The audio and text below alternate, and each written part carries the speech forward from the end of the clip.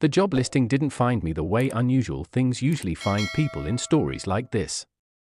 There was no mysterious email. No hand-delivered envelope.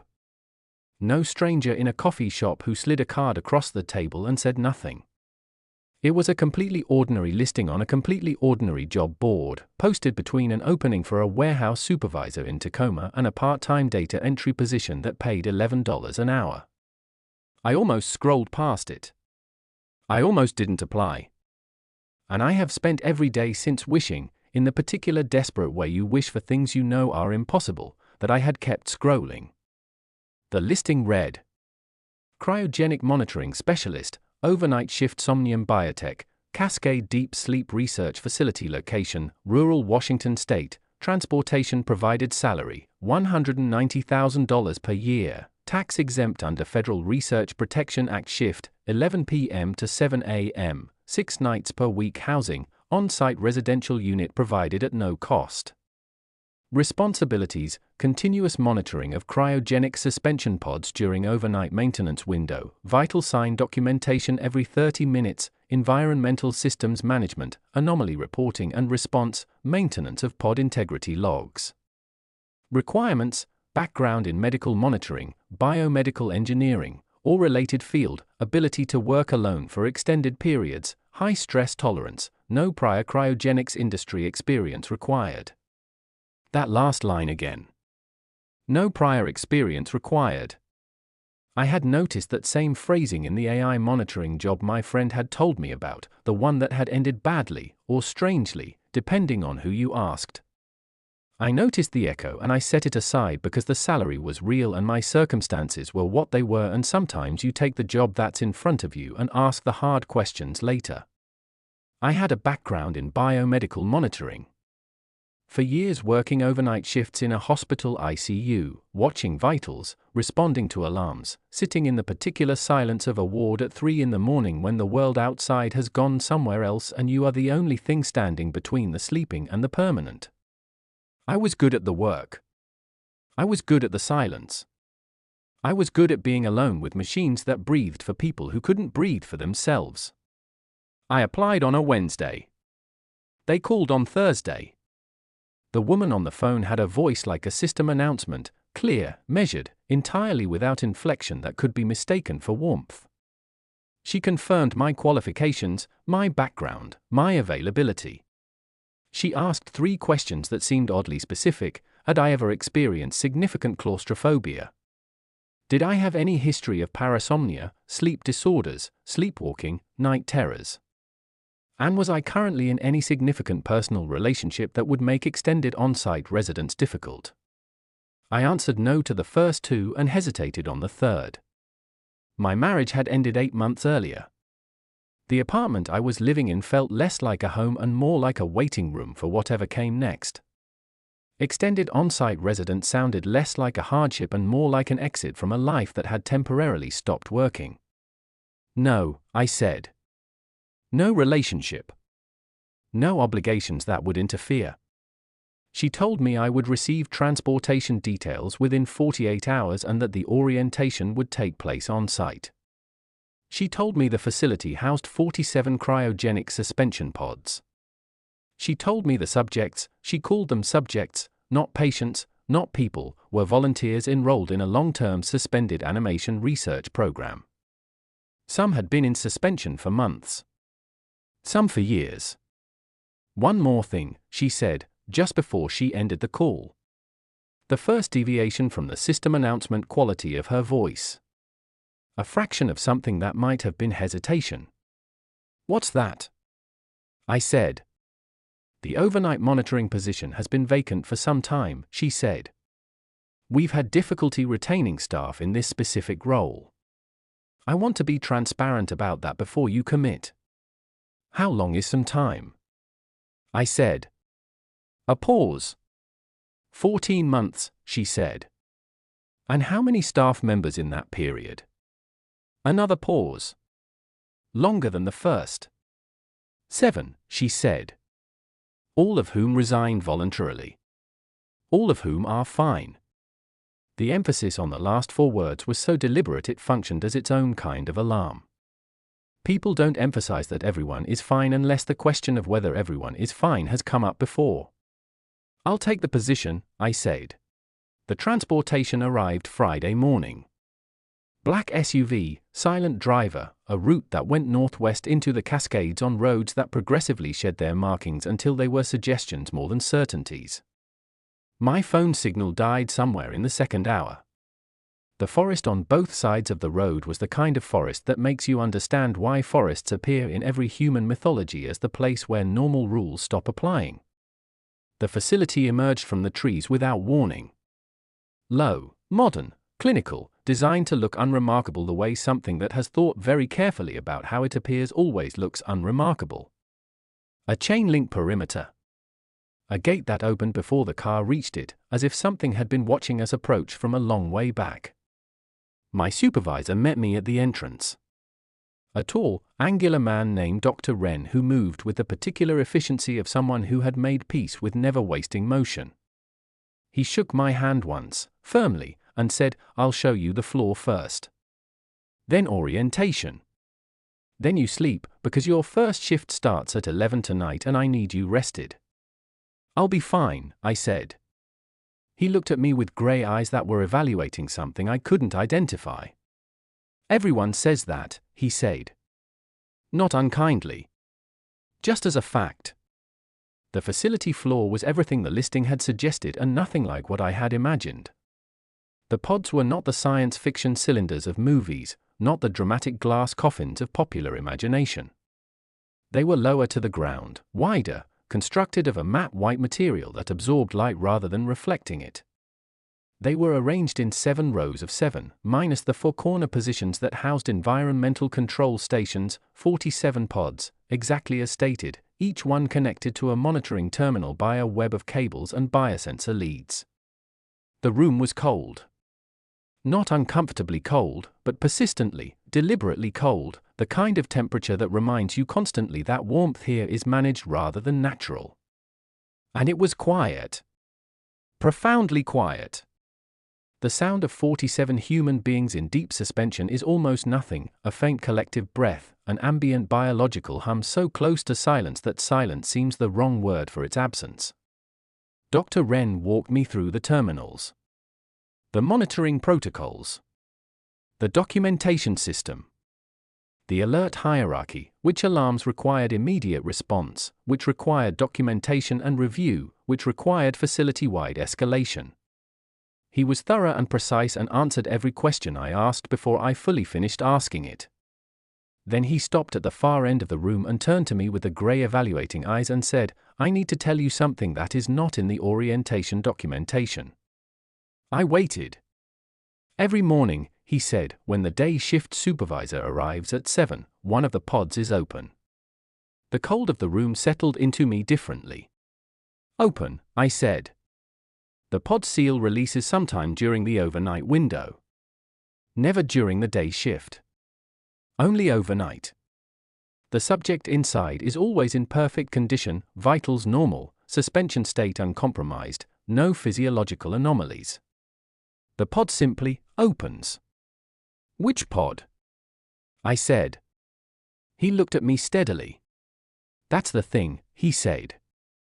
"It's never the same pod twice." He paused. "In 7 months of this occurring, it has never repeated a pod. 47 pods. 7 months. Not one repeat." I did the math quietly. 7 months. Approximately 200 nights. 200 open pods, out of 47 total. Which meant by now every pod had been opened multiple times. Which meant whatever was opening them was moving through them in a pattern or at random, and neither option was more comforting than the other. "What does the overnight monitoring footage show?" I said. He held my gaze. "Nothing," he said. "The cameras capture the pod opening. They capture the open pod. They do not capture anything opening it. No mechanism. No person. No equipment malfunction. The pod simply transitions from sealed to open with no recorded cause." The room was absolutely quiet around us. 47 people sleeping in white pods that absorb the light, breathing almost nothing, dreaming whatever people dream when their bodies have been slowed to the edge of stopping.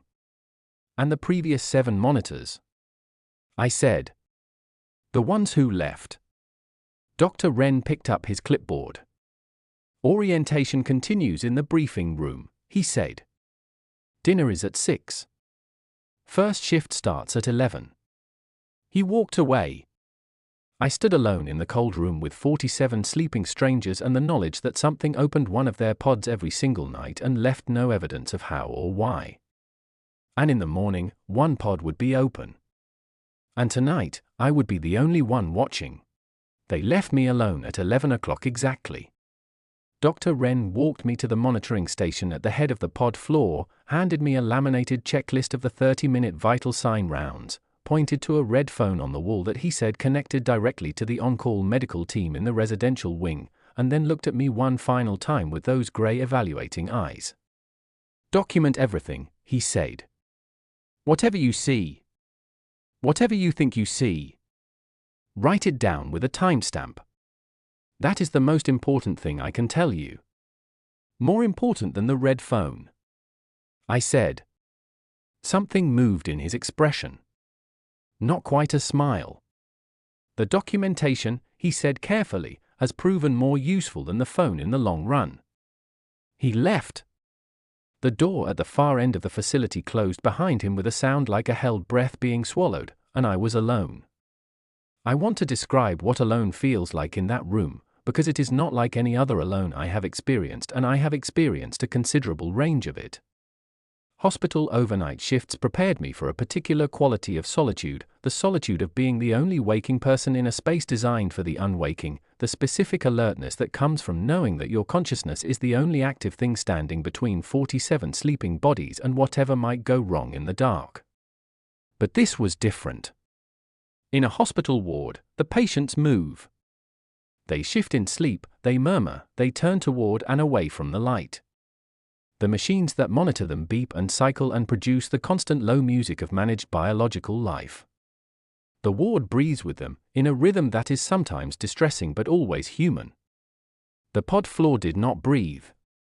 Not in any way I could hear or feel. The 47 subjects lay in their white pods in a stillness so complete it was less like sleep and more like a held moment, like a photograph of sleep rather than sleep itself. The monitoring terminals produced data in complete silence, numbers scrolling on screens with no accompanying sound. The cold was steady and absolute. And the light, the overhead lighting I had been shown how to adjust, had a quality I cannot fully describe except to say that it made everything look slightly more real than things normally look, and that this effect was not comforting. I did my first round at 11:30. Walked the 7 rows, checked each terminal, logged the vital signs in the documentation system, heart rate, core temperature, suspension depth index, neural activity baseline. All 47 readings were identical to the previous readings. All 47 subjects were in perfect, undisturbed suspension. All 47 pods were sealed. I returned to the monitoring station and sat down and looked at the room. At midnight I did the second round. All 47 sealed. All vitals nominal. At 12:30, the third round. Still sealed. I was beginning to find a rhythm in the work, the walking of the rows, the checking of the terminals, the logging, the return. The rhythm was almost comforting. Almost. At 1 in the morning I made coffee from the small machine at the monitoring station and drank it standing up, looking out over the rows of white pods, and I thought about the 7 monitors before me. What they had seen. What had made them leave. Whether it was the opening itself or something about the opening that had pushed each of them past the point of staying. At 1:17, pod 23 opened. I know the number and the time because I was looking directly at it when it happened. Not because I had any reason to be watching pod 23 specifically, I was simply standing at the monitoring station looking generally across the room, the way you look across a room when you are thinking about something else, and in my direct line of sight, without any warning sound or mechanical precursor or visible cause, the seal on pod 23 disengaged and the lid rose slowly, smoothly, to its full open position. I did not move for approximately 4 seconds. Then I picked up my pen. I wrote in the documentation log, 117, Pod 23 seal disengaged. Lid fully open. No mechanical precursor observed. No alarm triggered. I walked to Pod 23. The subject inside was a woman. According to the pod's terminal, her name was in the system as Subject 23, no personal names were visible in the monitoring documentation, Dr. Wren had explained, for privacy protocol reasons. She appeared to be in her mid-30s. She was lying completely still in the suspension medium, her face relaxed in the absolute repose of deep suspension, her vital signs scrolling steadily on the terminal beside her. She was perfectly fine. Her pod was open and she was perfectly, completely, undeniably fine. I stood beside Pod 23 for a long time. I looked at the open lid. I looked at the seal mechanism. I looked at the terminal. I looked at the woman inside who was sleeping through whatever had just happened with the serenity of someone who did not know anything had happened at all. Then I looked at the camera mounted above row 4, which had a direct line of sight to Pod 23, and I thought about what Dr. Wren had said. The cameras capture the pod opening. They do not capture anything opening it. I went back to the monitoring station. I pulled up the camera feed for row 4 and I rewound it to 117 and I watched. The timestamp read 1 hour 16 minutes and 58 seconds. Pod 23 sealed. 1 hour 16 minutes and 59 seconds, Pod 23 sealed. 1 hour and 17 minutes, Pod 23 open. Not opening. Not in the process of opening. One frame sealed, the next frame open, with no transition, no mechanism, no hand, no tool, nothing. The way things change in edited video, not in physical reality. Cut from one state to the other with nothing in between. I watched it 4 times. Then I sat back in my chair and looked at the room. 46 sealed pods and 1 open one, and a woman sleeping through it all with the absolute peace of someone 3 degrees above the temperature at which the body normally conducts its business of being alive. And the room around her exactly as it had been. Cold. Still. Quiet. Waiting, with the patience of something that had been doing this for 7 months and had no apparent intention of stopping, for morning to come and someone to close the lid and reset the seal and begin the whole cycle again. I finished my shift. I did my rounds every 30 minutes. I documented everything. At 6:58, 2 minutes before Dr. Wren arrived, I closed the lid of Pod 23 manually, the way the checklist said to, and the seal re-engaged with a sound like something exhaling. Dr. Wren arrived. He looked at my documentation log. He looked at me. Pod 23, he said. Pod 23, I confirmed. He nodded slowly, wrote something on his clipboard. Get some sleep, he said. It'll be a different one tomorrow night. He said it with the certainty of someone stating a fact they wished were not a fact. Not a guess. Not a prediction. A certainty. I walked to my residential room and lay down and stared at the ceiling and thought about the one frame of footage where everything was sealed and the next where it wasn't. I was back at 11. And the night after that. And the night after that. By the end of my second week I had stopped being afraid of the opening itself. That sounds like the wrong thing to say. It sounds like the kind of sentence that precedes something terrible, the calm before the part of the story where everything goes wrong. But I want to be precise about it because precision is what the work required and precision is what eventually showed me what I needed to see.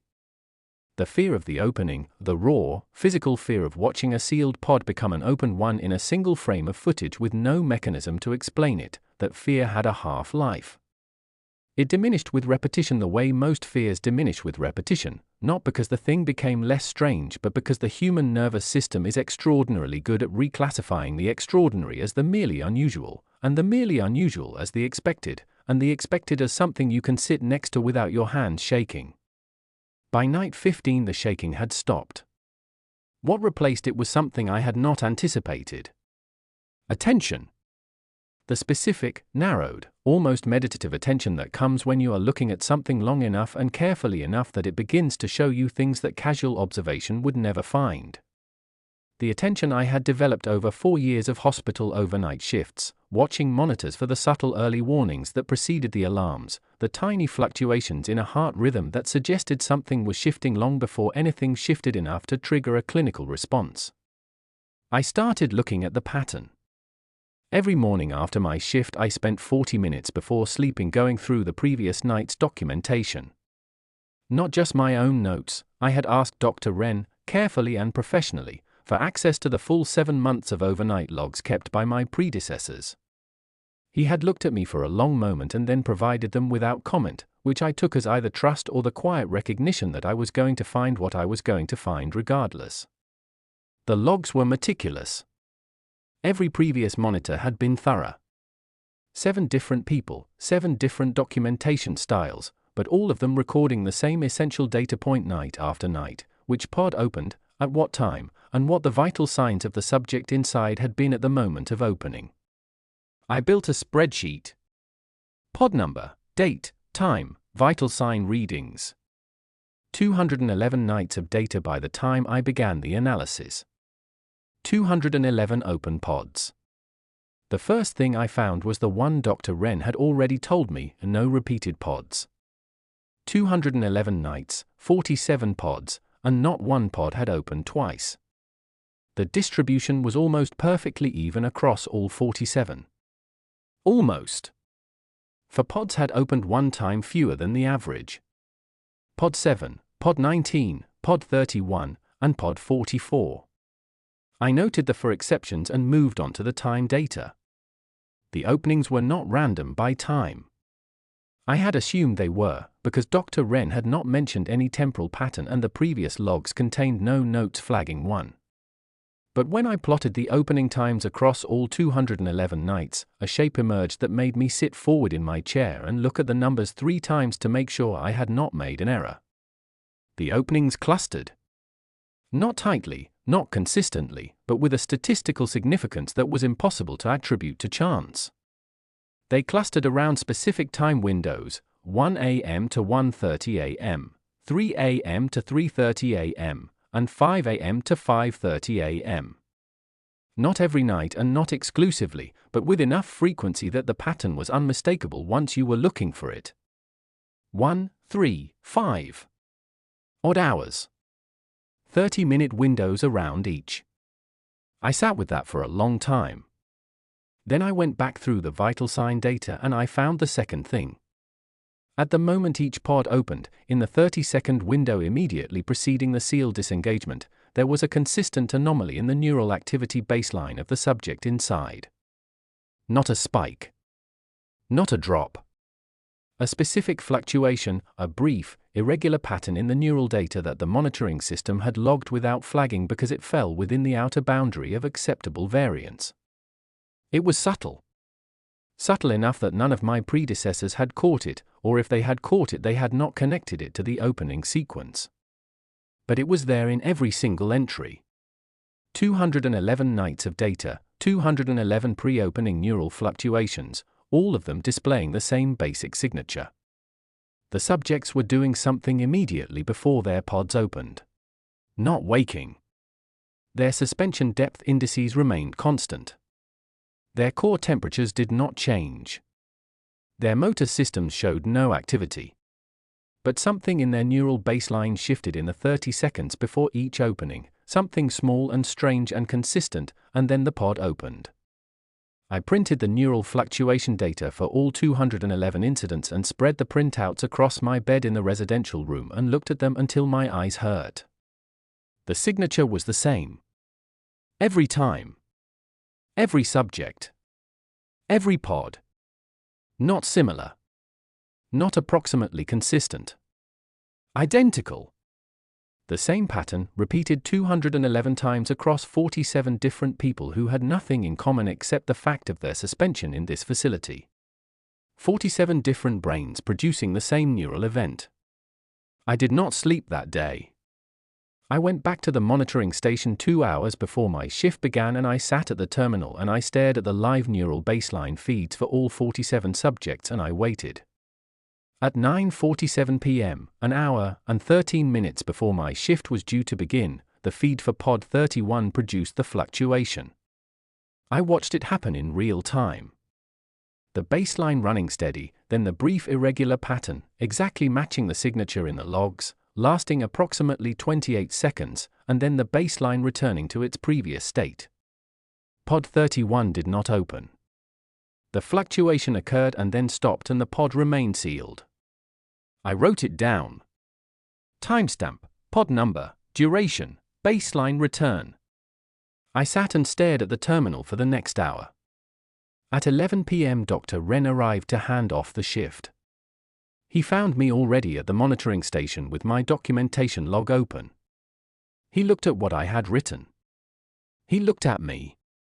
"You came in early," he said. Pod 31 produced the neural signature at 9:47, I said. But it didn't open. He was very still. "You know about the neural signature," he said. "I found it in the historical data," I said. "It precedes every opening by approximately 30 seconds. Tonight pod 31 produced the signature, but the pod stayed sealed." He set his clipboard down on the monitoring station. He pulled up a chair, which he had never done before in my 2 weeks here. He always stood. He sat down. "How long have you known?" he said. "I found the pattern 4 days ago," I said. "I've been verifying it since." He looked at the live feed for pod 31. Baseline steady. Pod sealed. "The signature," I said. "What is it?" "You know what it is." He was quiet for a long moment. Outside the facility, the forest was doing its night thing, that vast, dark, patient silence of very old trees in the dark. "We have a theory," he said finally. "The research team. We have had it for some time." "Tell me," I said.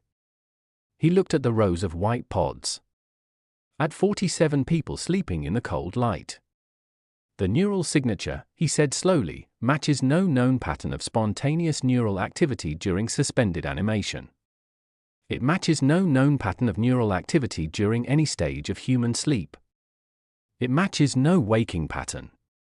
It matches nothing in any database we have access to." "What does it match?" I said. He picked up his clipboard. Held it without looking at it. Then he said the thing that rearranged the whole picture. "It matches," he said, "the neural activity pattern recorded in subjects who are receiving external stimulation. Specifically the pattern associated with focused, directed attention from an outside source." The room was completely quiet. "Something is paying attention to them," I said. "Before the pods open. Something focuses on them and then the pod opens." He didn't answer. He didn't need to. "The 4 pods," I said.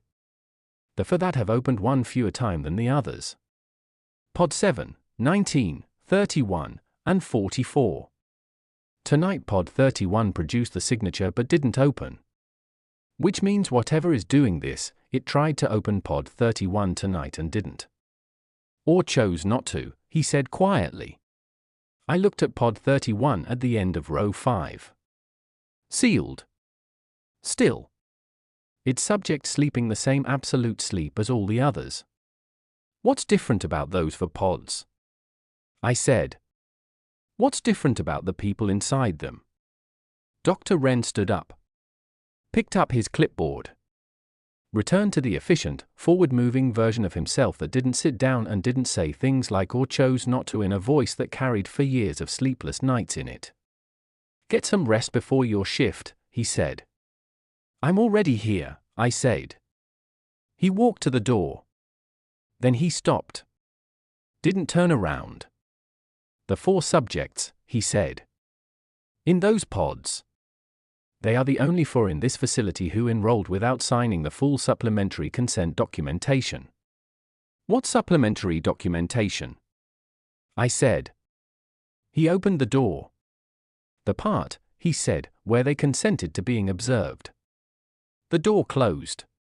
I sat alone in the cold room with 47 sleeping people and a pattern that meant something was coming into this room every night, focusing its attention on one of them and opening their pod.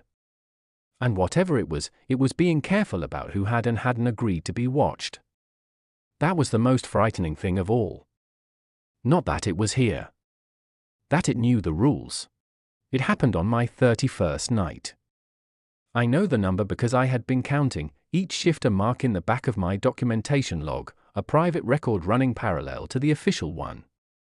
31 nights of open pods and neural signatures and a pattern that I understood better every day and explained not at all. 31 nights of sitting in the cold light with 47 sleeping people and something that moved through them without leaving footprints. The night started the way they all started. 11 p.m. handoff. The facility settling into its overnight quiet. The rows of white pods absorbing the light. The monitoring terminals scrolling their silent data. I did my 11:30 round, logged all 47 vitals, returned to the monitoring station and poured the first coffee of the night and sat down to watch. At 12:44 the neural signature appeared in pod 12. I had been watching the live feeds closely enough by this point that I caught it in real time, the baseline running steady and then the brief irregular pattern, the same signature I had now seen 230 times in the historical data and 11 times lived during my own shifts. I noted the timestamp. I watched the 30-second window. At 12:45, pod 12 opened. I logged it and walked to pod 12, which was in the third row, for pods from the end. The subject inside was logged in the system as subject 12. Male, appeared to be late 40s, the strong featured stillness of deep suspension on his face. Vital scrolling normal on the terminal beside him. Perfect, complete, undisturbed suspension. I stood beside pod 12 and I looked at the open lid and I looked at the subject inside and I did what I had done 31 times before, I documented it, I noted the absence of any visible mechanism, I checked the vitals, I confirmed the subject's suspension state was uncompromised. Then I went back to the monitoring station. At 1:15, something happened that had never happened before in 31 nights of shifts and 230 nights of historical data. The neural signature appeared again. Not in a different pod. In pod 12. I sat forward so fast I knocked my coffee off the desk. I watched the feed for pod 12 with the complete, narrowed attention of someone whose entire nervous system has just been told to pay attention to one thing and nothing else. The signature was running, the same irregular pattern, the same approximate duration. 30 seconds. I counted. At 1:16, pod 12's lid, which was already open, did not move. The signature completed. The baseline returned to steady. The lid stayed open, the subject inside stayed still, and for approximately 90 seconds nothing happened at all. Then subject 12 opened his eyes. I did not breathe for a long time after that. He did not sit up. He did not make a sound. He did not move in any way that the motor activity sensors on his pod would have detected as significant enough to trigger an alert. He simply opened his eyes, slowly, the way someone opens their eyes when waking from a very deep sleep, the lids rising with the particular heaviness of a body that has been somewhere far away and is only partway back, and he looked at the ceiling of the facility with eyes that were open but not yet focused. Not yet present. I picked up the red phone. It rang 4 times. 5. The on-call medical line rang 6 times and then a voice answered that was thick with interrupted sleep and said, "Monitoring station, what's the alert?" Pod 12 subject has opened their eyes, I said.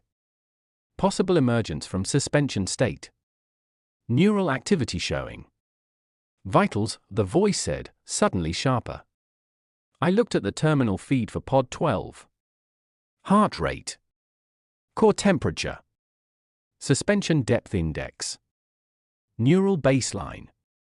Everything was normal. Everything was reading exactly as it had been reading all night. The suspension depth index, the metric that measured how deeply a subject was embedded in the suspension state, was showing full depth. Maximum suspension. The same number it had been showing for however many months Subject 12 had been in that pod. Vitals are nominal, I said slowly. Suspension depth index is showing full depth. A pause on the line. Is the subject moving? No.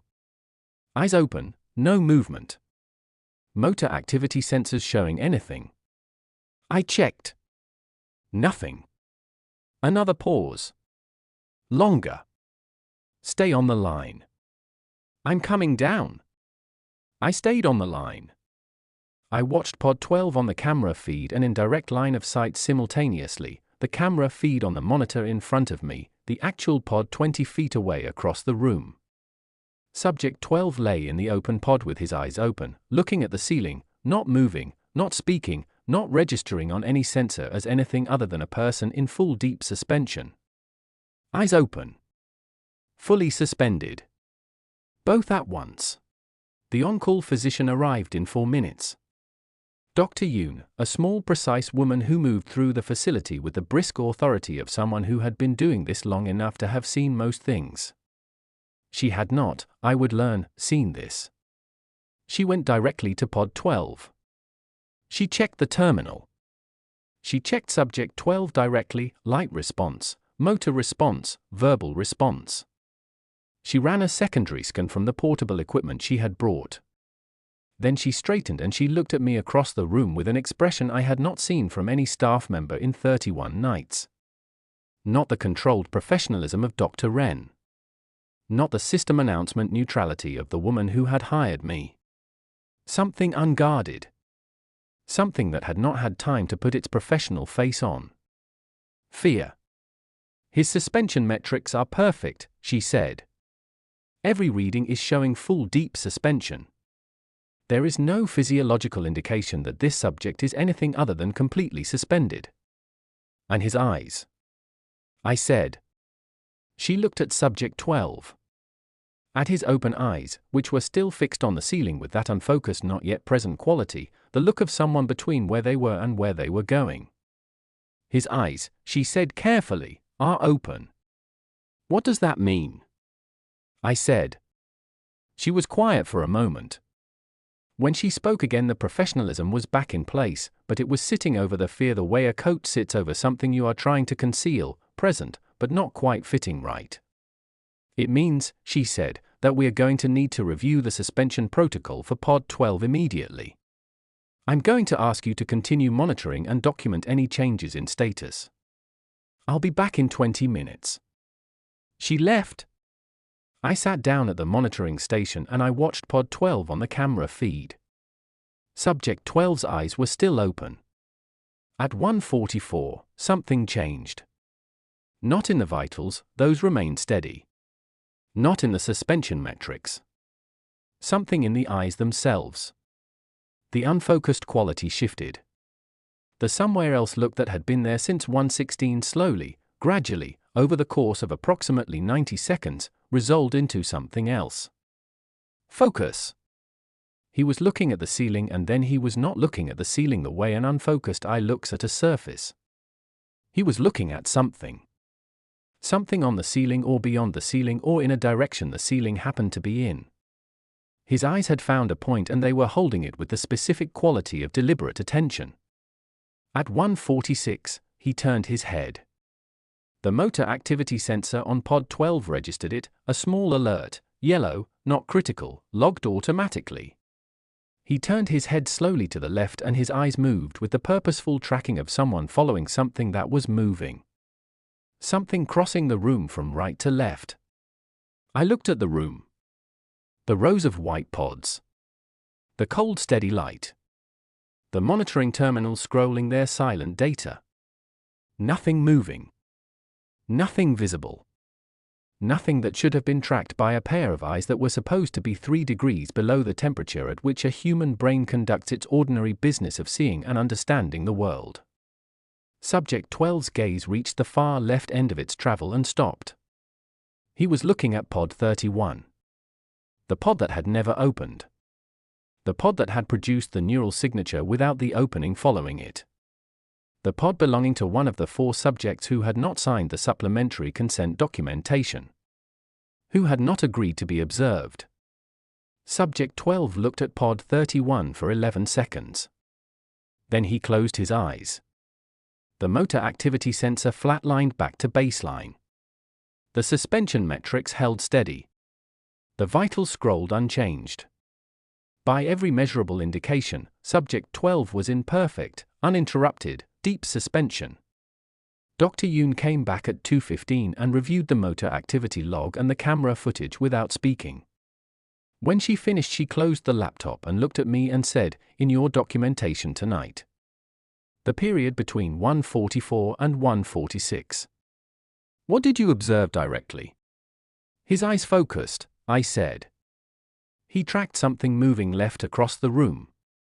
He stopped on pod 31. He looked at it for 11 seconds and closed his eyes. She wrote something on her clipboard. What was he looking at? I said. She clicked her pen closed.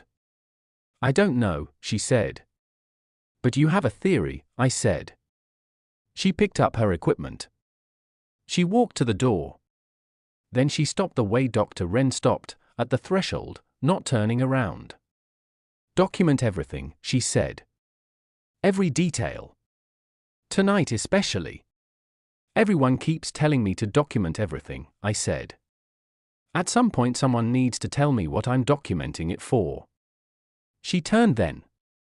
Looked at me across the room, across the rows of sleeping people, across 31 nights of open pods, and now this.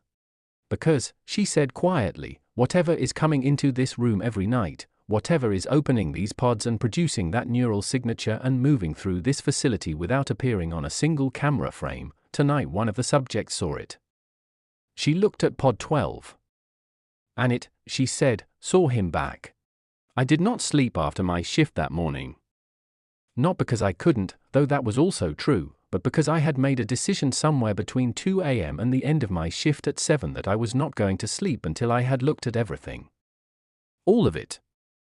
Not just the monitoring logs and the neural signature data and the camera footage I had already spent weeks analyzing. Everything the facility had on record about the 47 subjects in those pods. Everything it had on record about the previous 7 monitors. Everything it had on record about what had been happening in this building for 7 months before I arrived. Dr. Ren found me at the monitoring station at 8:15, an hour after the shift handoff, still sitting in front of the terminal. He stopped when he saw me. Looked at the screen. Looked at what I had been accessing. You went into the supplementary research archive, he said. Yes, I said. That requires level 3 clearance, he said. I know, I said. Dr. Yoon gave it to me at 2:30 this morning. After what happened with subject 12. He set his clipboard down. Pulled up the chair again, the second time he had sat down in 31 nights. Saturday. What have you found? He said. I'll tell you what I found, I said. And then you're going to tell me what you already knew. Because some of what's in that archive is things you have been watching develop for 7 months and have not told me, and I need to understand why. He looked at me steadily. Go ahead. I turned the screen toward him. The 47 subjects, I said. Their enrollment records. I've been going through them since 7 this morning. I pulled up the first document. They didn't all enroll the same way. The public record shows 47 volunteers enrolling in a suspended animation research program over an 18-month period. Standard recruitment, standard screening, standard consent process. That's accurate, he said. Partially, I said. 28 of the 47 enrolled through the standard public process. The other 19 enrolled through a secondary recruitment channel that isn't mentioned anywhere in the public documentation. He didn't confirm or deny. He waited. The secondary channel, I said. The 19 subjects it recruited. The enrollment criteria were different. Stricter in some ways, more extensive psychological screening, more detailed personal history review. And they were screened for something the standard recruits weren't screened for. I pulled up the screening criteria document. Anomalous perceptual history, I said. That's the term used in the secondary screening protocol. History of perceiving things that fell outside standard sensory parameters. Experiences that couldn't be explained by known physiological or psychological frameworks. Things seen or heard or felt that had no conventional cause. Dr. Wren's expression did not change. 19 of your 47 subjects, I said, were specifically recruited because they had histories of perceiving things that other people couldn't perceive. And the other 28 were recruited as a control group. People with no such history. I pulled up the next document. The neural signature, I said. The one that precedes every pod opening. I found the original analysis in the archive. Your research team identified it in the first week, not after months of monitoring. You knew about the neural signature from the beginning. Yes, he said quietly. And you knew what it meant. A pause. We had a hypothesis, he said. Your hypothesis, I said, pulling up the analysis document, was that the neural signature represented a response to external perception. Not just attention from outside, perception. Something perceiving the subjects from outside normal sensory channels. And the signature was stronger, consistently, measurably stronger, in the 19 subjects with anomalous perceptual histories than in the 28 control subjects. Yes, he said. Because they were more sensitive to it, I said. Whatever was perceiving them. They could feel it in a way the others couldn't. Even in suspension. Even 3 degrees below normal body temperature with their metabolic rate reduced to almost nothing. These 19 people could feel something paying attention to them. I closed that document and opened the next one. The previous monitors, I said. The 7 before me. I went through their personnel files and their exit interviews.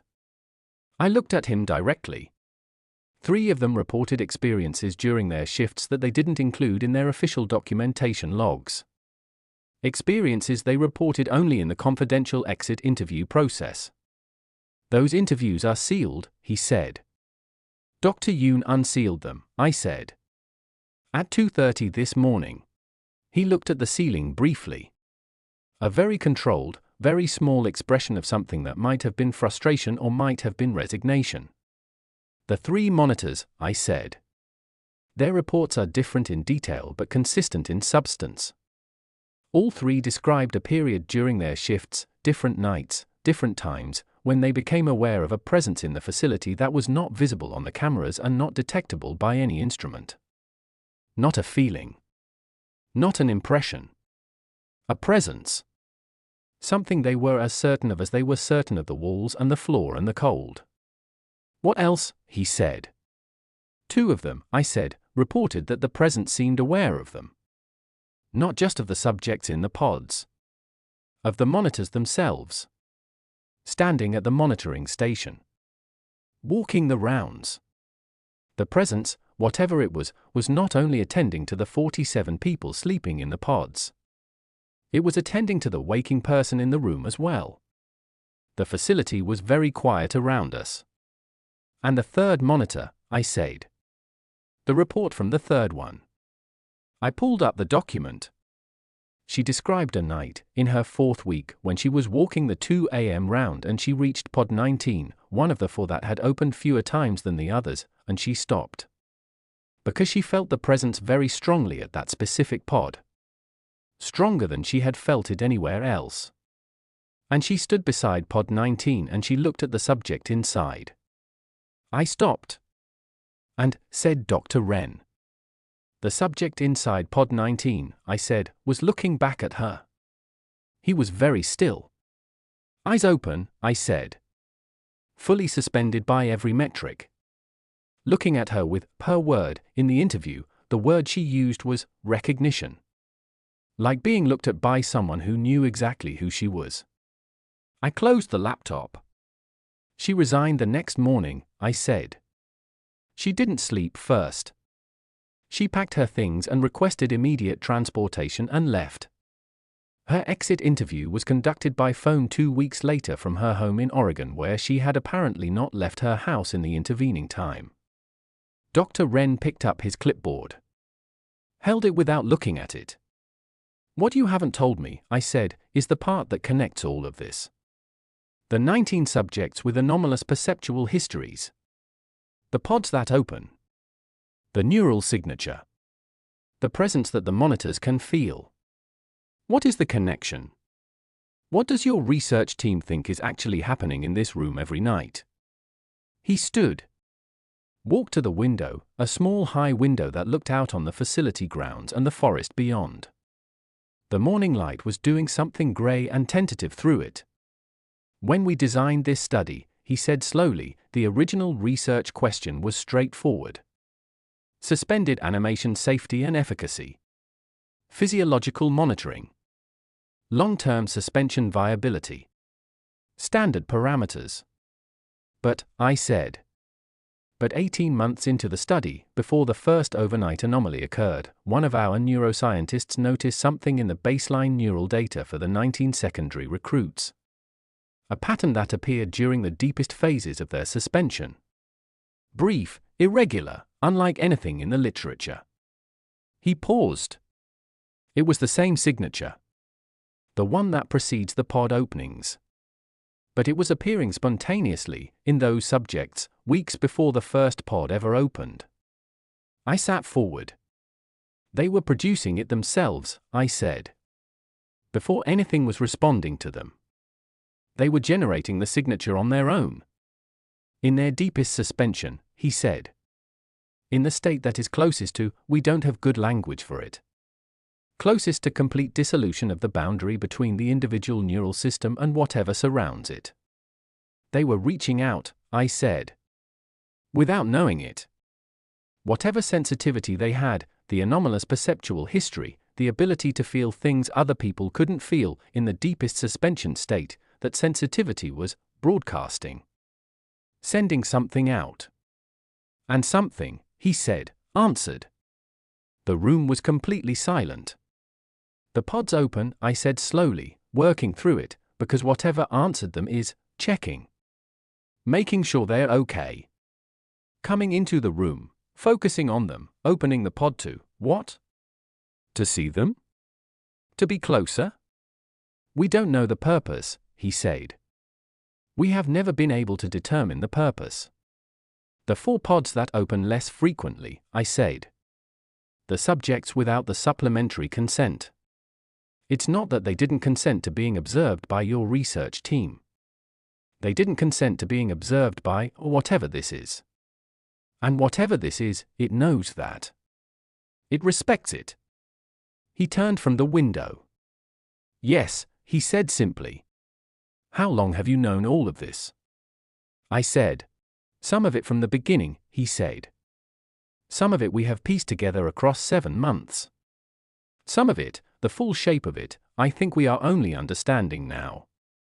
Because of what happened last night with Subject 12. He saw it, I said. Subject 12 saw whatever comes into this room. He saw it, he said. And he looked at Pod 31. One of the 4 who didn't consent. He paused.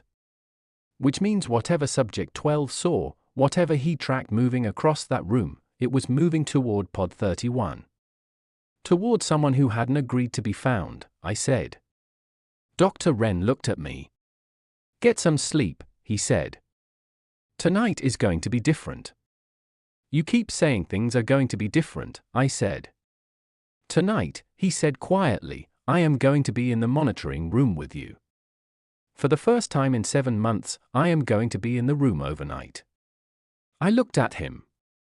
At the grey evaluating eyes that were not evaluating anything right now. That was simply, for once, present. Because something is changing, I said. Because whatever has been coming into this room for 7 months, he said, has always known exactly what it was doing and exactly who it was doing it to. And last night for the first time it moved toward someone who hadn't asked for it. He picked up his clipboard. And I want to be there, he said, when we find out why. He was already there when I arrived at 11.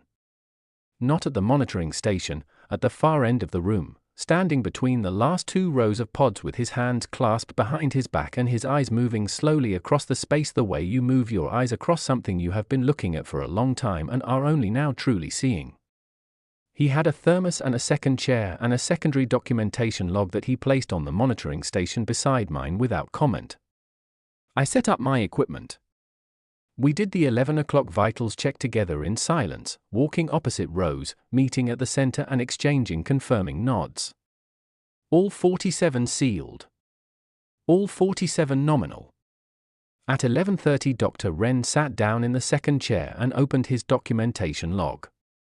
"I want to tell you something," he said, without looking up from the page. "Before tonight begins properly. Something that isn't in the archive." "Go ahead," I said. "The study was my design," he said. "The original study, the straightforward suspended animation research. I built the protocol. I recruited the team. I selected this facility." He paused. "The secondary recruitment channel, the 19 subjects with anomalous perceptual histories, that was also my design. But not for the reason it appears in the documentation." I waited. "I have a sister," he said. 12 years younger than me. When she was a child she perceived things. Consistently, specifically, in ways that no framework I had access to could adequately explain. Not illness, I was a medical researcher, I looked at every clinical explanation available, none of them fit. Not imagination, she was precise and consistent and the things she described had a quality of detail that imagination doesn't produce. He looked up from the log. At the rows of pods. She described presences, he said. Things she could feel in spaces. Attention that had no visible source. She was not frightened by them, that was the thing that stayed with me. Most children who report such experiences are frightened. She was not. She said they felt like company. Like something attending to her with what she described, at 8 years old, as kindness. The facility was very quiet around his voice. She grew up, he said. The perceptions didn't stop but she learned to not discuss them. She became an engineer. She lives in Seattle. She is completely fine. A pause. But I never stopped thinking about what she described. About what it might represent. About whether the boundary between ordinary human perception and whatever my sister was perceiving was a fixed boundary or a permeable one. And whether in a state of deep suspension, in the closest thing to dissolution that the living human brain can experience, that boundary might become more permeable still. So you designed a study to find out, I said. I designed a study, he said, to create the conditions under which finding out might be possible. I didn't know what we would find. I want to be honest about that. I had a hypothesis that was barely scientific, more intuition than theory. But I had the resources and the standing to design the study and I designed it. And something answered, I said. Something answered, he said. Within the first month of suspension for the secondary recruits. The neural signatures appeared before any pod had opened. Whatever responded to them, whatever their broadcasting reached, it found them faster than I had expected anything to find them. Faster than I had expected anything to exist to find them. You were surprised, I said. I was terrified, he said simply. And then I was something else. Something I don't have a clean word for. Not reassured exactly. But moved. By the evidence that my sister's experience had been real. That the thing she had felt attending to her with what she called kindness had been genuinely there. He closed his documentation log. Looked at his hands. The previous 7 monitors, he said. I should have told them more than I did. I was too cautious. Too protective of the study's integrity. I gave them the protocols and the rules and the documentation requirements and I withheld the context. And when the experience became too much for them without context to hold it in, they left. That is my failure. Not theirs. I sat with that for a moment. Why are you telling me now? I said. Because last night it moved toward pod 31, he said. And I think that means something is changing. And I think you deserve to meet whatever is changing with the full picture rather than a partial one. At 12:19 the neural signature appeared in pod 8. Pod 8 opened at 12:20. We walked to it together. Subject 8, a woman, perfectly suspended, vitals nominal. Dr. Wren stood beside her open pod with an expression I had not seen on him before. Not professional. Personal. The expression of someone who has been waiting a long time for something that kept not quite arriving. He looked at the open pod for a long moment. Then he said, very quietly, to the room rather than to me, "We know you're here." His voice in the cold silence of the facility was the most human thing I had heard in 31 nights. Nothing responded. Nothing visible changed. But the air in the room shifted in a way I had felt before and had not had language for until this moment, the way air shifts when the thing that has been making it different acknowledges that it has been noticed. We returned to the monitoring station. At 2 a.m., the neural signature appeared simultaneously in 3 pods. Not sequentially. Simultaneously. Pod 4, Pod 16, and Pod 39, all 3 producing the signature at the same moment, a thing that had never appeared in any of the historical data, a thing that the monitoring system flagged with a yellow alert because it had no protocol for simultaneous multipod neural events. None of the 3 pods opened. The signature ran in all 3 for 45 seconds, longer than any single signature I had recorded, and then stopped simultaneously. All 3 baselines returned to steady at the same moment. Dr. Wren was leaning forward in his chair. His documentation log was open and his pen was moving fast. 3 at once, I said. 3 at once, he confirmed. And none of them opened. It's not opening pods tonight, I said. It's doing something else. Yes, he said. At 2:47 the signature appeared in pod 31. I said, pod 31. Dr. Wren looked up at the feed instantly. We both watched the signature run. 30 seconds. 40. 50. It ran longer than any signature I had ever recorded, longer than the simultaneous 3, longer than anything in the historical data. 60 seconds. 70. Pod 31 did not open. At the 90-second mark something happened that I have no clinical language for and will not pretend to. The monitoring terminal for pod 31 produced a reading that was not in any parameter I had been trained to interpret. Not a malfunction, the system flagged it as a data point, logged it, assigned it a timestamp.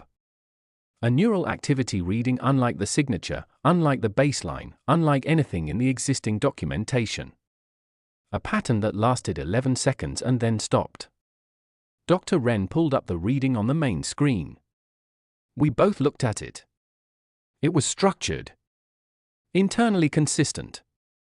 Repeating elements within the 11-second window that had the quality, and I use this word knowing exactly how unscientific it is, the quality of language. Of something organized for the purpose of carrying meaning. Not human language. Not any pattern derived from human neural architecture. But structured in the way that language is structured. Built to transmit. It's communicating with them, I said. Pod 31. With the subject inside. The subject who didn't consent to be observed, Dr. Wren said. His voice was very quiet and very precise. Whatever has been coming into this room for 7 months, it isn't just attending to the subjects who can feel it. It has been working toward something. The months of pod openings.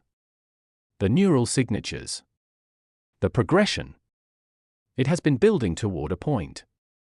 What point? I said. He was staring at the 11-second reading on the screen. Contact, he said. Real contact. Not the passive attention of something observing. Not the checking that the pod openings represent. Actual communication. With a subject who hadn't agreed to be watched, which means a subject who hasn't been conditioned by months of passive observation. A subject who is fresh, unprimed. Why does that matter? I said. He turned to look at me. Because whatever it is trying to communicate, he said, it doesn't want to communicate it to someone who has already been shaped by its presence. It wants to communicate it to someone encountering it clearly. For the first time. Without the long preparation of all those nights of attended sleep. I looked at pod 31 at the end of row 5. It's been waiting, I said slowly. All 7 months. The pod openings, the signatures, all of it, it wasn't random attendance. It was preparation. It was establishing itself in this room, in this environment, with these subjects. Getting to the point where it could do what it actually came here to do. Yes, said Dr. Wren. And tonight, I said, it started doing it. At 4 a.m., pod 31 opened. No preceding signature. No neural event on the terminal. No yellow alert from the monitoring system. One moment sealed, the next moment open, exactly as all the others had opened across 7 months of nights. Except that this was pod 31.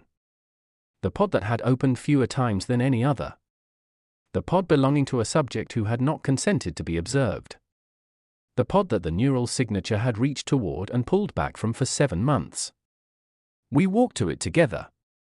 Dr. Wren and I, side by side, down the center aisle between the rows of sleeping people, to the far end where pod 31 waited open in the cold light. The subject inside was a man. Appeared to be early 30s. Strong, regular features in the absolute repose of deep suspension. Vital scrolling nominal on the terminal. Suspension depth index reading full depth. His eyes were open. Not the unfocused, not yet present eyes of subject 12 on night 31. Not the gradual arrival of focus I had watched develop over 90 seconds in a man who had tracked something moving across the room. These eyes were open and focused and present from the moment we reached the pod. Looking up. Not at the ceiling. At us. With an expression that I have turned over in my mind every day since and cannot fully describe except to say that it contained things that a face in deep suspension should not be able to contain. Recognition. Intention. And something underneath both of those that was not his. Something that was using his open eyes the way you use a window. Looking out. At us.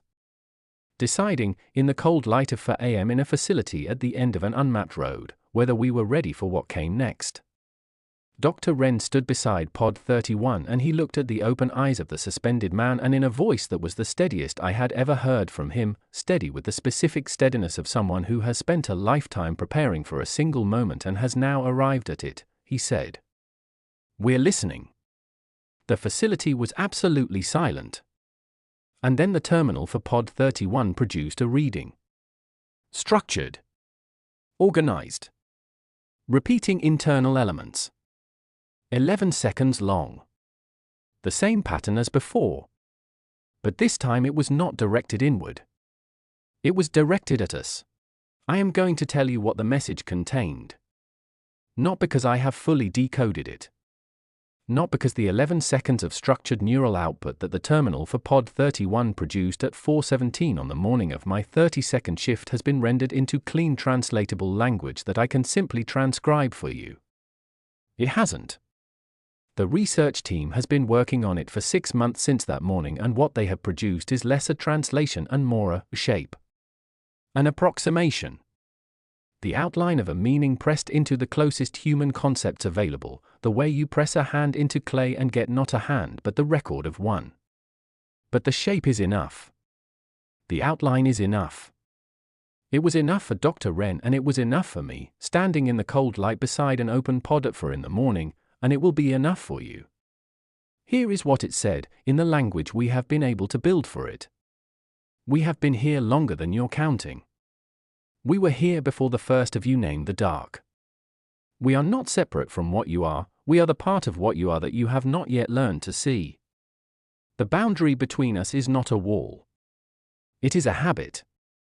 A very old habit, formed in a time when the meeting was too large for you to survive, and you survived by narrowing your sight to the size you could bear. We have waited for the narrowing to become unnecessary.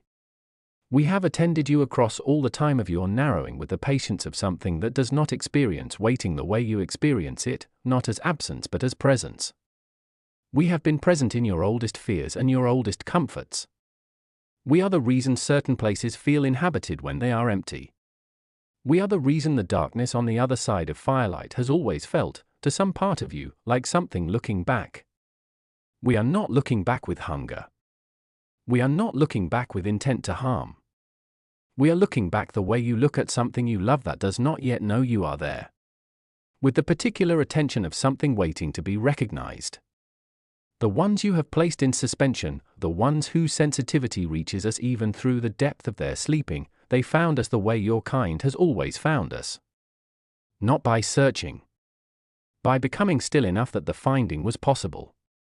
The stillness of their suspension is the deepest stillness your bodies have yet achieved. And in that stillness they broadcast something we have been waiting for your kind to broadcast since the beginning of your counting. Readiness. Not the readiness of understanding, we do not expect understanding yet. The readiness of openness. The quality of a system that has become quiet enough to receive something larger than its previous signal. This is what the sensitive ones among you have always had in waking life, the slight additional permeability, the thinner boundary, the capacity to feel us at the edges of your ordinary perception without the feeling destroying the perceiver. In suspension, that permeability becomes something more. Something we can work with. We have been opening the pods because we wanted you to know we were here. Not to alarm, though we understand alarm was a reasonable response and we do not fault it. To establish presence. To demonstrate consistency. To show you, across enough repetition that the pattern became undeniable, that something was occurring that your existing frameworks could not contain. We needed you to reach the edge of your frameworks before we could show you what lay beyond them. You have reached the edge. What lies beyond is not danger. It is not revelation in the sense your traditions mean when they use that word, not a single blinding moment of truth delivered from above. It is something quieter and more demanding than that. It is the work of building a new framework. Large enough to contain both what you are and what we are. Sturdy enough to be inhabited rather than merely visited. The work will take time. More time than the individuals now present will live to complete. But the beginning of it, the moment of first genuine contact, of the framework's first stone being placed, that can happen now. That is what tonight is. We chose this subject because he did not consent to be observed. Because his unknowing was intact.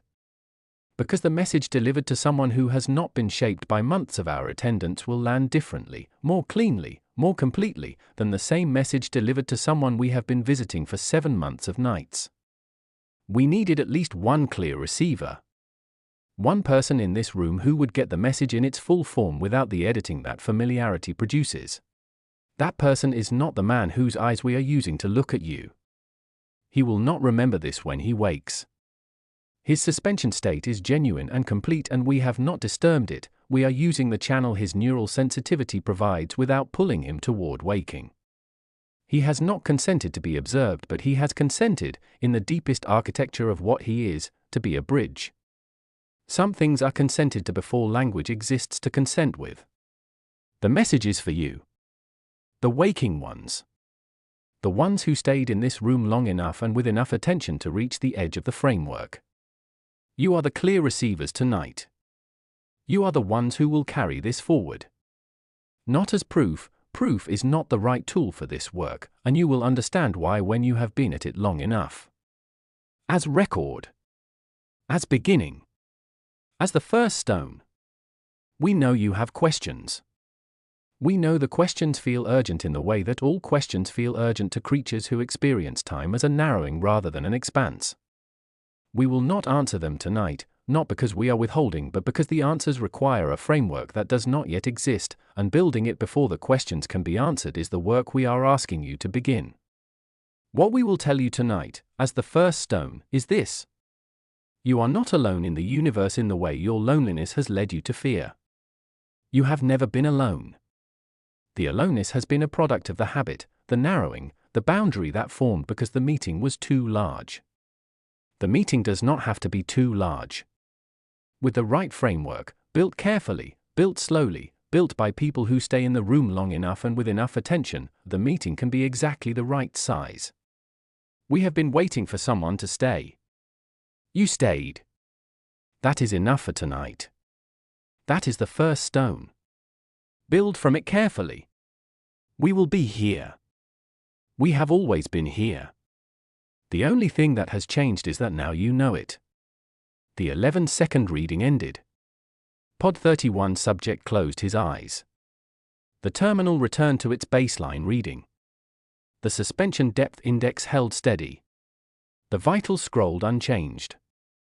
By every measurable indication, the man in Pod 31 was in perfect, uninterrupted deep suspension, as he had been for however many months before this night and would be for however many months after. The pod lid rose smoothly to its full open position and then, after a moment, as if whatever had been present had considered leaving it and decided otherwise, descended again. The seal re-engaged with the sound of something exhaling. The room was completely still. Dr. Wren stood beside me for a long time without speaking. His documentation log was open in his hands, but he had not written anything in it since 417. His pen was capped. He was looking at Pod 31 with the expression of a man who has spent his entire professional life building toward a single question and has just received, not the answer, but the confirmation that the question was the right one. That it pointed in a real direction. That the thing at the end of the pointing was actually there. I thought about my sister, he had said. I thought about what she described. The presence she felt as company. As kindness. Are you okay? I said. He looked at me. His grey evaluating eyes were not evaluating anything. They were simply open. I don't know, he said. I think so. I think I've been trying to get to this room for 30 years and now that I'm here I don't know what the room is supposed to feel like. He paused. Are you? I thought about it honestly. I thought about 32 nights of open pods and one frame of footage with no transition. I thought about Subject 12 tracking something across a room with eyes that were supposed to be closed. I thought about a neural signature that matched the pattern of focused external attention. I thought about a structured 11-second message in a language that wasn't language yet, pressing itself into the closest human concepts available, and the shape of what it left behind. I thought about what it felt like to be the kind of person who stays in the room. Yes, I said. I think I am. We closed Pod 31's documentation record for the night. We filed the terminal reading in the supplementary archive under a new category that Dr. Wren created at 5 in the morning with the careful, deliberate keystrokes of someone naming something for the first time, direct transmission events. We wrote our individual documentation reports in full detail. We did the 5 a.m. vitals round together, walking opposite rows, 47 sealed pods, 47 nominal readings. At 6:50 the day shift supervisor arrived and stopped when she saw both of us at the monitoring station. Eventful night, she said. Dr. Wren looked at me. I looked at Dr. Wren. Document everything, he said to her, which was not an answer but which was, by that point, the closest thing to a complete sentence that either of us had. I walked to my residential room. I lay down on my bed. Through the small window the Cascade Range was doing something extraordinary with the morning light, those ancient mountains catching the first hour of sun in a way that made them look less like geological formations and more like something that had always been there watching and had simply stopped pretending otherwise. I did not sleep immediately. I lay there and I looked at the ceiling and I thought about frameworks. About the work of building something large enough to contain two things that had previously existed in separate containers. About how long that work takes. About what it requires of the people who do it. About staying in the room. I thought about the 47 people sleeping in their white pods on the other side of the facility.